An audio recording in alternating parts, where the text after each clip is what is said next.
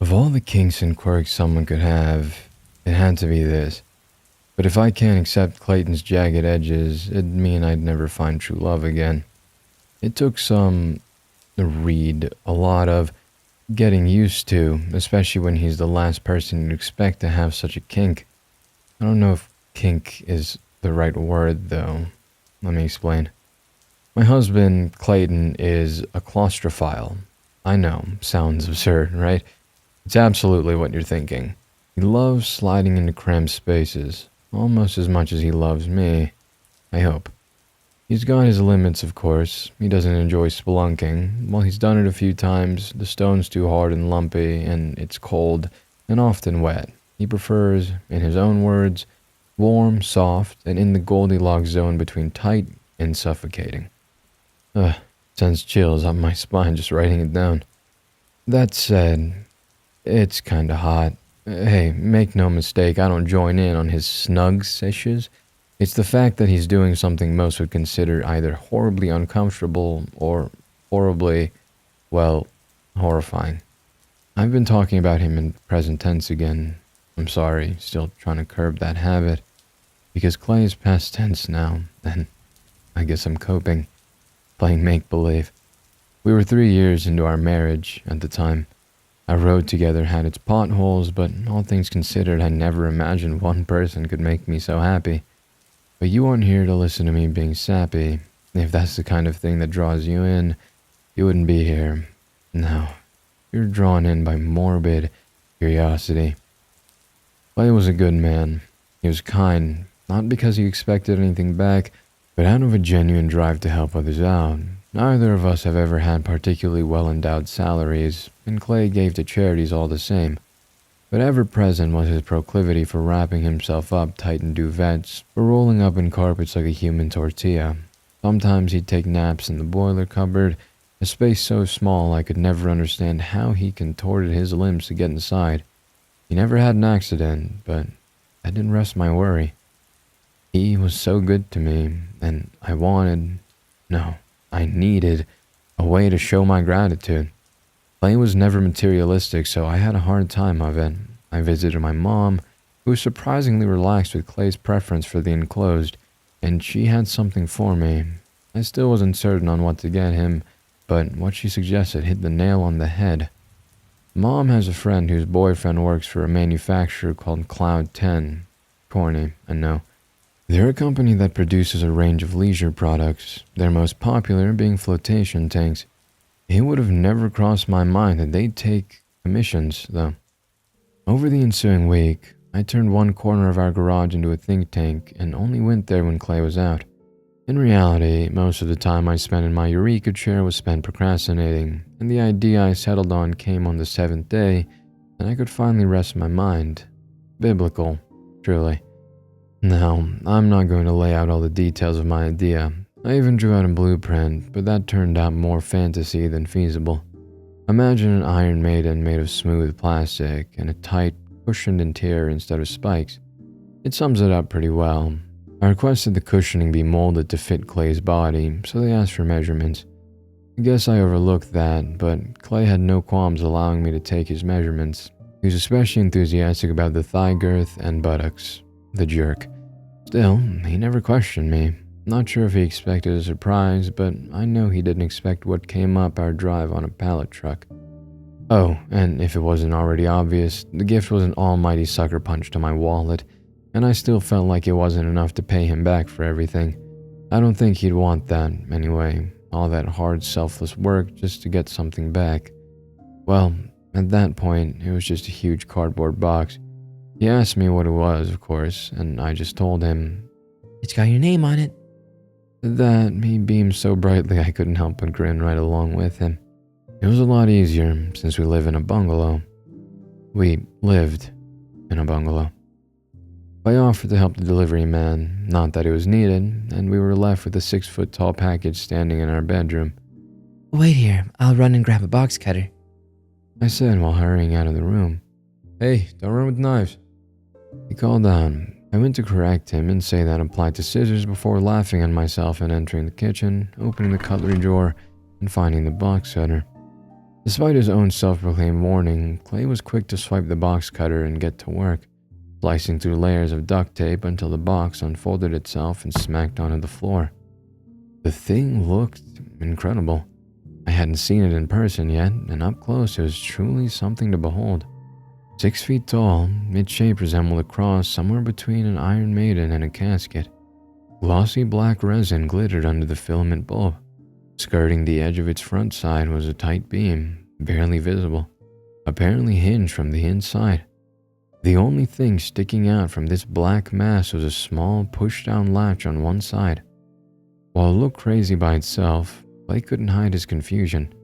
Happy as he was to receive anything from me, I gestured to the latch, and without a word, he reached out and pressed down on it. The front side, a door, released with a satisfying click. It opened by itself, hissing with apparent hydraulics, and revealed the interior. The quizzical look on Clay's face evolved, and with every passing second, lifting into shock, realization, and elation. It was like watching a pirate open a treasure chest, golden light shining out and across his face. More than a simple cavity, the inside was carefully fitted with cushioning, topped by a soft fabric of some kind, all perfectly molded to the shape of a man. There was also a secondary interior latch near the right hand of the mold, so he could exit whenever he wanted. When he realized what it was, Clay was excited as a kid on Christmas morning, asking my permission to try it between stuttered breaths. I gave him the go-ahead, and he turned around, backed up, and fit himself inside. There was a little space around his limbs so it wouldn't be too uncomfortable, and so he wouldn't need to get naked every time. He stared at me in anticipation. I reciprocated with a smile and gently pushed the door closed. Look, I know how weird it sounds. I know it better than anyone. I'd gotten used to it. I spent the following half hour on our bed, reading the novella I'd been invested in at the time. After the wait, I heard a click and the gentle hiss of the door opening. Clay stepped out, and I genuinely can't describe just how peaceful and serene he looked. Who needs a spa when you're a claustrophiliac?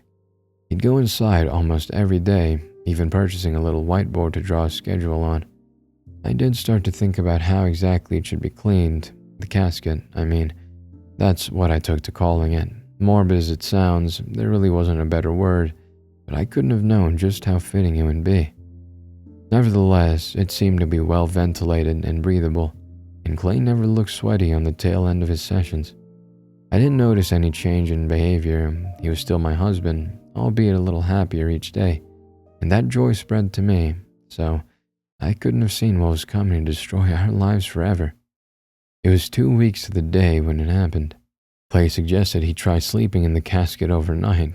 I agreed, reluctantly, but reminded him that he'd better not leave me to sleep alone every night. Even for one night, I miss his warmth beside me, his slow, placid breathing. My eyes opened. Dark, so dark. The walls pressed in on me, a suffocating cavity shaped to perfectly fit my body. They swelled and ballooned and squeezed the air from my lungs. Before I felt the pressure on my back release, I toppled backwards, forced from my cocoon, and fell into an endless void of distilled shadow. I woke with a yelp, my head throbbed and felt groggy. A fine crust of sleep formed in the corners of my eyes, and once I'd brushed it off, I sat up. Then I frowned. The casket had been moved in front of the bedroom door. I didn't really know what to make of it, and a strange anxiety took hold of me. Without taking my eyes off of it, I threw the covers back and stood, pacing my way over and reaching out for the latch. Something else flooded my veins then. Not anxiety, not quite fear either. A strange sensation of cold and heaviness to my limbs. I reached out, pushed the latch, and heard the door click. It began to hiss open, then stopped part way, leaving a gap of only a few inches to see inside. I still don't understand what I saw. More accurately, the lack of anything to see. The overhead lights were on, but it was dark inside the casket. Really dark. Too dark. I don't think it was simple shadows, because that black void started to leak out through the gap. Not in the way smoke might leak from a burning house. It more closely resembled the way blood seeps and spreads through a bandage, blotchy, hazy. Then something slithered from the dark. A hand, but it wasn't Clay's. Thin with too many or too little knuckles on each finger. Skin with a color and texture that reminded me of wet limestone, like warped stalactites from the bowels of some deep, undiscovered cave. Soft at a glance, but hard enough to impale with those sharp, protruding finger bones. My breath caught in my throat. I tried to take a step back, but couldn't move. My insides felt as if they were being pulled towards the casket. Those unholy fingers reached out, grasping for me before hesitating. Instead, they curled around the casket's door in a way that seemed calm and nauseatingly gentle. In one swift motion, the door was yanked back into place, and the hand retracted at the last second with whip-like speed. Only when the casket was closed did I scream. I couldn't understand what had just happened, what I'd seen. I managed to compose myself after a few minutes and began searching for a way out of the room. The windows in our house had those locking handles, and I cursed my choice to keep the master key on the key rack downstairs. Oh, and they were triple glazed, and there wasn't anything hard or heavy enough to break through. For a brief moment, I considered trying to move the casket, but I didn't want to get anywhere near that thing.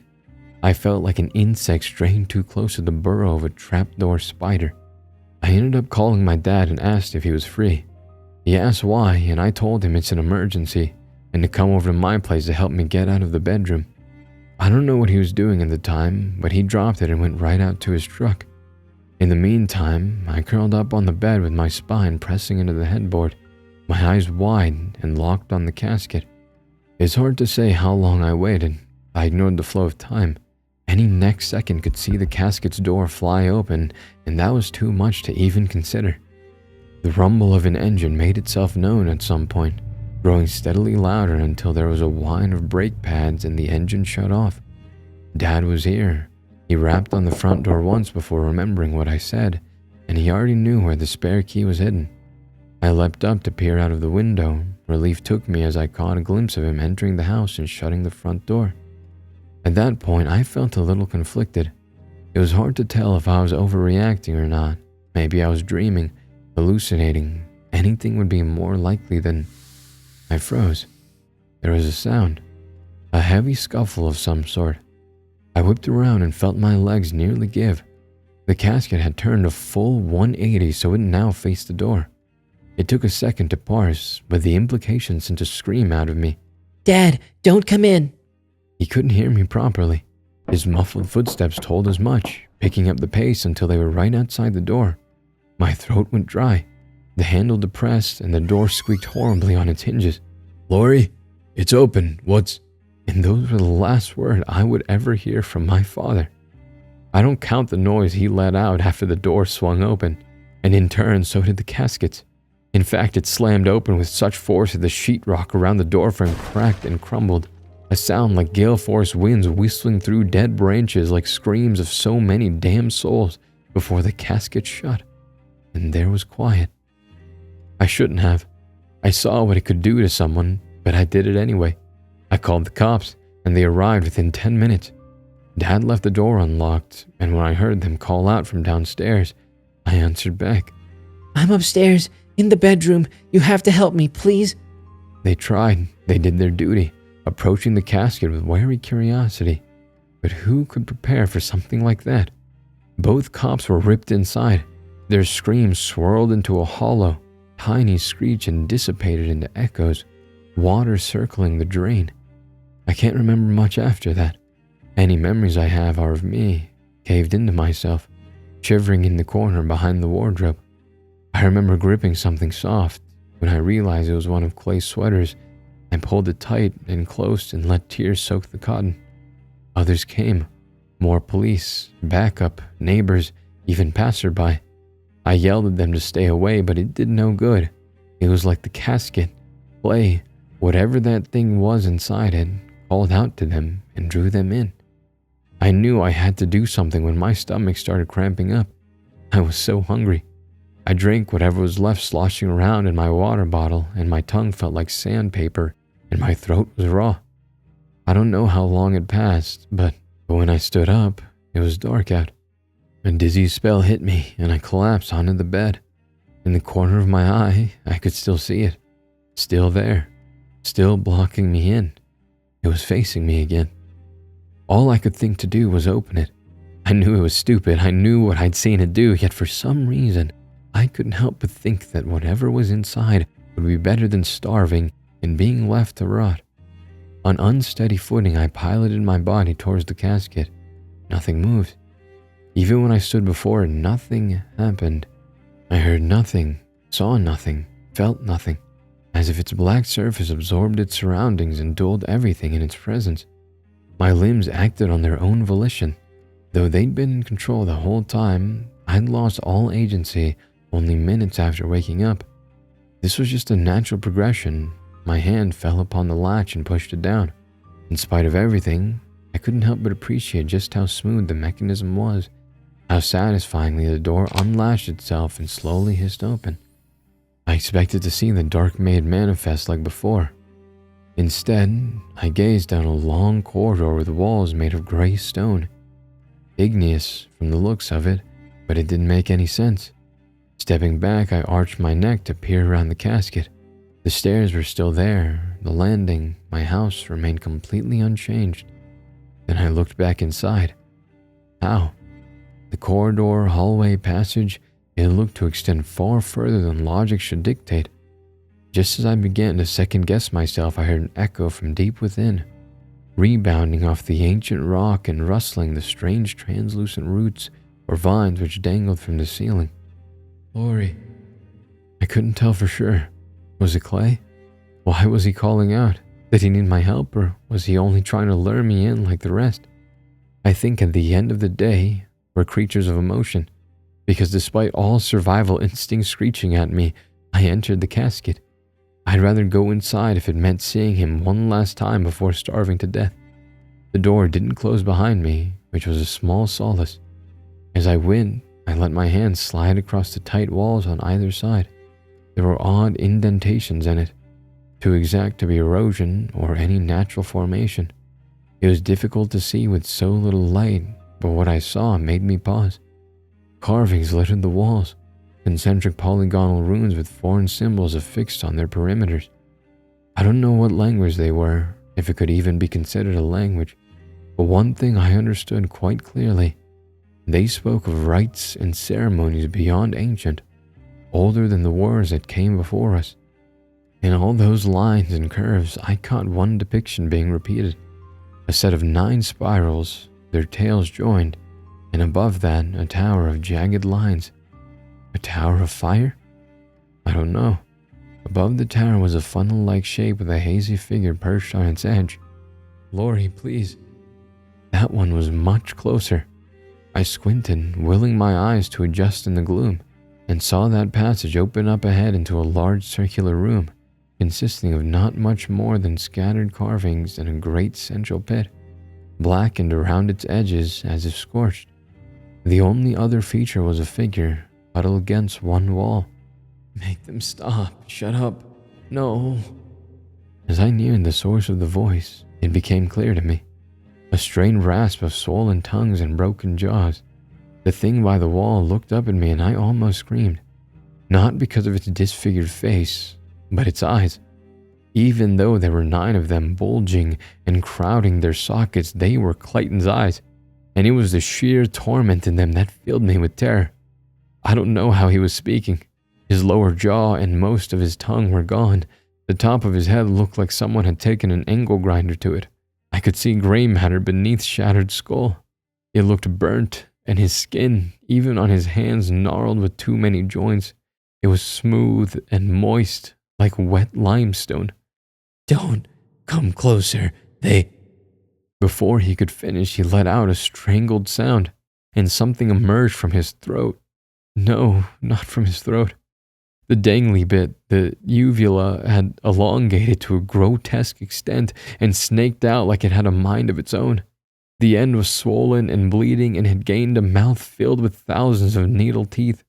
It slithered around Clay's head and whispered something into his ear. I couldn't hear what was said, but Clay started shivering even more. and a hoarse noise rattled in his lungs as tears streamed down what remained of his cheeks. God, I wanted to run. I wanted to pass out and wake up to find it was all a nightmare, but the reality of the situation set in as Clay continued to sob. I couldn't do anything else but sit down next to him and hold his 9-fingered hands, skirting the wet, sharpened bone that had grown out the ends. I found myself crying too. Still, I forced the words past the knot in my throat, and they were not what I expected. You look different. Did you get a haircut? I gasped at my own insensitivity. Clay, on the other hand, let out something akin to a chuckle, and I laughed along with him. It was bizarre to be laughing in a place like that, but we both did. I think they went a bit close with the trimmer. My smile fell. Clay had the best sense of humor. I loved him dearly for it, and this was the last time I'd giggle at his jokes. How can I help you? I need to get you out of here into a hospital, Clay. He leaned over and placed a hand on my leg, a gesture that spoke volumes. It wasn't possible. I knew, and that I couldn't accept, so I changed tactics. What happened to you? After a cough and a sputter, he hesitated, then mustered. I don't know the specifics. They told me to bring bodies, living bodies. They said... He broke out into another gurgling, coughing fit, then composed himself. They said a soul to eat parkour, dead flesh to exulachea. To who? They wouldn't tell me. They made me do it. I'm sorry I tried to resist those people. I tore them in two, ripped mind and spirit from body, and dumped both in. His still functioning eyes focused on the great pit, and so did mine. Clayton's next words were the most pained yet. And they're going to make me do the same to you. Disgusting things. Even under duress of such a notion, I stayed still, staring into his eyes. I knew what he wanted to do, what he needed to do. I'll go with you. His eyes shot to me and he jerked his head from side to side, flinging spongy curls of brain onto the wall and floor. No, it's getting stronger. Can't fight back. You go. I don't want to leave you. I can't go without you. You lived before we met, didn't you? I'm sorry. This is how it ends for us. I can't go back. But Clay... Please. I love you, Lori. I want to love you until I've got none left. And it looks like the closest I'll get to that is making sure you're safe. My breath turned shallow and I pulled him into an embrace, ignoring the moist flesh and the stink of it. I leaned back and cupped his head in my hands. Despite his pleas, I still couldn't accept it, that this was it. Isn't there anything else I can do? No, there too. One of his arms shot out and his fingers sliced deep into my shoulder. It hurt far more than it should have. Blood poured out with 1,000 tiny tongues of white fire dancing within. Clay howled and shot to his feet. He staggered toward the edge of the abyss and turned to look at me one last time. And the look in his eyes communicated so much more than words ever could. With a grating wail that I wasn't sure came from him or them, my husband leapt into the pit, and its shadow swallowed the screams as quickly as it did his twisted figure. Seconds of nothing passed by, and then the ground shook. From deep within the hole, a tremendous roar of primordial rage bellowed, and it seemed as if the air itself would kneel in submission. The second noise joined the first that I can only equate to the wispy, piercing wailing of 1,000,000 dead lungs, a swarm of banshees coming to claim the one who ran away. The symphony rattled my core and shot me into action. Without a glance over my shoulder, I rocketed past the archway that led to the room and barreled down the stone passage that now seemed tighter than before. The carvings and curled glyphs began to pulse with faint light, and in that light I saw clear intent. I wasn't imagining it. The walls on either side now brushed my shoulders as I went. 100 yards ahead, I could see the light of my bedroom, and I prayed the casket wouldn't snap shut. Rocks snapped and buckled around me. Dust and stones clattered at my heels like dry teeth falling from mummified jaws. Or was it jaws snapping at me? The jaws of whatever continued screeching and howling from behind me. I caught my thoughts before they could run away and set all my focus on reaching the light. 20 feet, 10 feet, 5 feet. And then the wall to my left shifted. I pivoted at the last moment, narrowly avoiding a crushed arm. It caved and pinned me against the opposite wall, and I was stuck. To be a mere feet from life, only to stumble at the last moment. Moist, putrid heat spread across the back of my head, smelling like ruptured stomachs ripe with infection. I could hear dripping fluids, twisting muscle and cartilage. It sounded like some great beast was writhing, biting, and grasping for me just inches away from my ear, but I couldn't turn my head. And thank God, because if I'd seen whatever was behind me, I'd have lost all strength and willpower to escape. My breathing was rapid and my head felt like a hot air balloon. I noticed that when I exhaled, I could just about move. After taking several deep, hurried breaths, I forced every ounce of air from my lungs and squirmed forwards. I inhaled, then something large and sharp grazed the small of my back. Something stirred in my head, an awful dissociated feeling. I screamed, expelling all the breath I'd just taken, but in the process giving me room to reach out, grip tightly onto the rim of the casket, and pull my heaving body out. The floor approached rapidly, and I tried to brace with my arms, but couldn't. In fact, I couldn't move at all. I actually heard my nose crack when I made contact, and I must have fallen funny on my left arm as I felt a release in my shoulder, followed by a burst of pain. I hardly noticed though, because whatever was chasing me kept on growling and shrieking.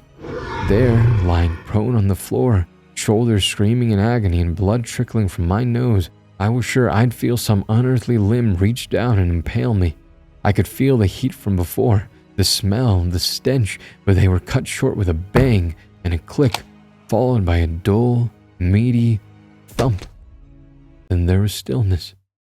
It was a good few minutes before I regained control of my limbs. When I dragged my knees up to my chest and sat up, I couldn't help but turn around. I didn't scream upon seeing what lay on the floor. I didn't even flinch, because it was dead. I knew that for a fact, as it was severed at one end and leaking a foul, bubbling fluid. And not just that, but I couldn't visualize how this thing could ever have been attached to a living being. About 5 feet long, though I'm sure this was only the tip of it, with about 5 or 6 knobbled joints, mottled patchwork skin of festering greens and grays stretched across bone too thin to possibly support its own weight. It terminated in a sort of talon with its end cut off, in a straight black line extending from the hole. Literally just a solid black line, perfectly straight without any apparent depth. It's been a few hours since I escaped.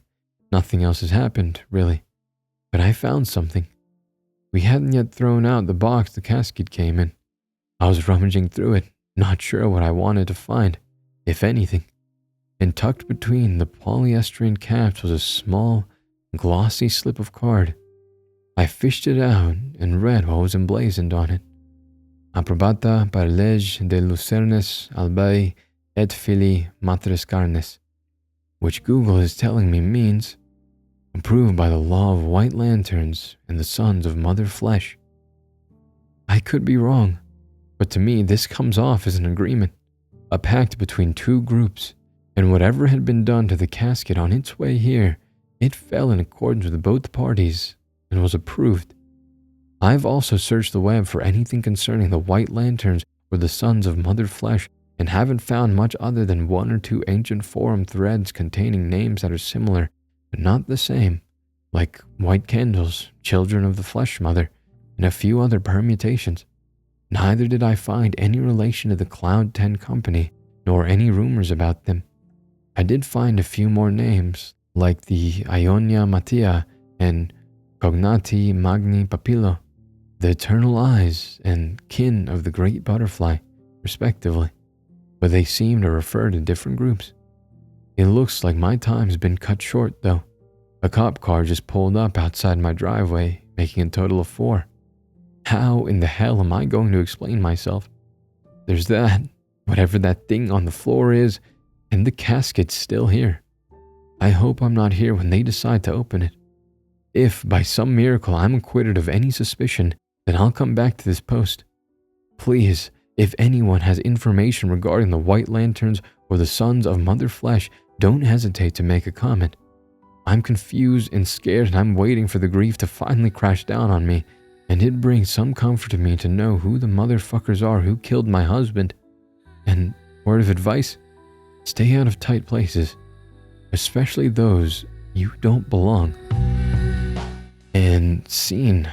That story is from Reflexion, who also wrote The Universe's Final Creation on the channel, posted a couple months ago. That was a great story. If you haven't heard that one, I would highly recommend it. When I asked to narrate this story, Reflexion sent me the pronunciations for escularia, I don't know if I probably not doing that one right, and y parkour. So hopefully I didn't butcher them too horribly. Luckily, I only had to say them once in the story, and I probably butchered the Latin really bad at the end of the story, even though Animas is Latin. So, yeah, thank you so much for letting me read this, Reflection, if you are listening, and thank you all for listening in general, and of course leaving likes, comments, subs, and all of that nonsense. As for the story, I liked it. I liked the sad stuff. I like crying for you all, so I did a little bit of that there. The tight spaces thing is interesting. I think that being comfy is like, there's a comment about wrapping yourself up in a carpet like the tortilla. I do that with my blanket sometimes. I like it. It does feel nice. I can understand. But if anyone here has had a bad experience or is super claustrophobic, leave it in the comments. I'll read it and hear about your claustrophobia stories. So, yeah. Thank you so much for listening. Much love. Ego. Volt. Anima. Vestra.